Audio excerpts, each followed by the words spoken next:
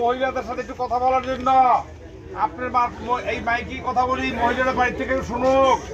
আগামী 12ই ফেব্রুয়ারি জাতীয় নির্বাচন আসছে। আপনারা সকালে সকালে ভোট কেন্দ্রে যাবেন। ধানের শীষে আমানুল আমানকে একটা ভোট দিলে খালেদা জিয়ার দল, জিয়াউর রহমানের দল কি লাভ হবে দেশের, এইটার জন্য কিছু কথা লেখা আছে আমাদের, এই কথাগুলো একটু পড়ে নিবেন।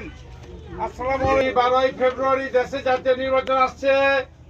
এই নির্বাচনে সকালে সকালে ভোট কেন্দ্রে যাবেন এবং ধানের শীষে আমানুল আমানকে একটা ভোট দিবেন। ধানের শীষ খালেদা জিয়ার দল, জিয়াউর রহমানের দল, তারেক রহমানের দল, এই দলকে ভোট দিলে কি করবে দেশে আগামীতে, এইটার জন্য কাগজে কিছু কথা লেখা আছে।